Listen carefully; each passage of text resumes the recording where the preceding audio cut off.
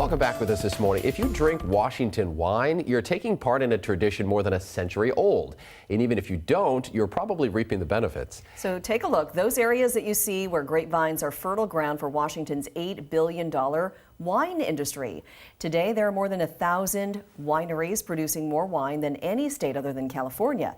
But warming temperatures threaten to turn that culture and that benefit to ash. In our Tipping Point coverage, King 5's Angelique Cockaday went to Yakima Valley to talk to grape growers about how climate change is impacting the crops. Angelique, good morning. Yeah, Jake and Mimi, if you head to Yakima Valley, there are less than 100 wineries that cover 12,000 vineyard acres. It's a small community with different views on climate change.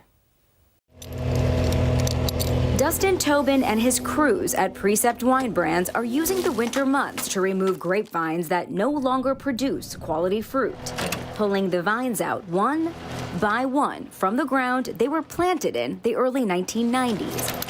Around the time grape growing became popular in the region. California is looking at us like you guys are nuts. It's way too cold up here. Once considered too cold, rising temperatures have forced wine growers to adjust. Between 1895 and 2011, the Pacific Northwest warmed by about 1.3 degrees. It's how we react to the weather, and we try and react on a proactive way. They're learning to work with a limited water supply during extreme heat, like the record-breaking highs seen last summer. We just rotated the water every 6 hours. What got water on a Monday from noon to 6, which is the hottest part of the day, got water on Tuesday from 6 p.m. to midnight. Wine grapes don't need a lot of water, about a third less than apples, but wine making is as much of an art as it is a science. Each grape grower reacting to climate change differently. We're hiding the fruit with the canopy. We didn't used to do that. We used to expose it. Our row orientation is changing a little bit. Dick Boucher has been growing wine grapes in Yakima Valley for 41 years. I never experienced 150 degrees in my life. He worries even with water management. Warmer temperatures in the mountains means even less water stored as snow, impacting the reservoirs servicing the Yakima Valley, like the ones seen along I-90. Nothing's been built since before World War II, and yet there's way more water demand.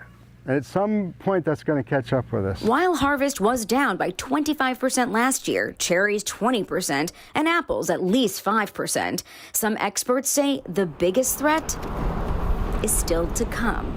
Last year, Washington saw 1,191 DNR fires, the most in the past 10 years. The number of fires and the amount of smoke has definitely become most intense.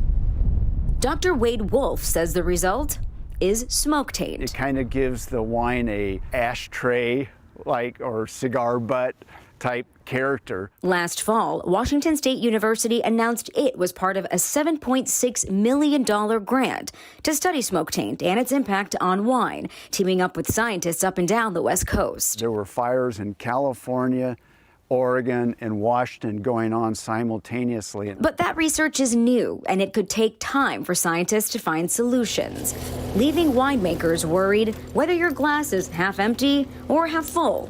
The taste could be different.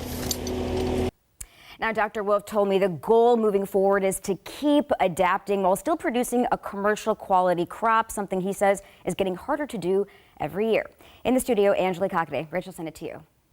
Well, I was going to say, Angelique, one of the interesting things about this is, the change in climate affects up and down the West Coast. And of course, the huge wine growing industry in California, some of those grapes down there, because of their being even warmer than Washington State is, have had to shift farther to the north. And I know that there's been a lot of experimentation. I saw it as long ago as maybe about 10 years ago, where there were some former Boeing employees. The Boeing winemaking club spawned a lot of winemakers in the state of Washington.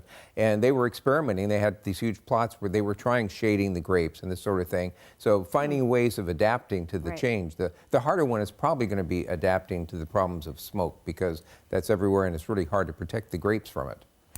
Yeah, and that's exactly what Dr. Wolf said. He said that his biggest concern is the wildfires because it's new. This has been developing in the last 4 or 5 years. So anything it's the fear of the unknown, right? They don't know how to deal with it. Irrigation, they've kind of managed.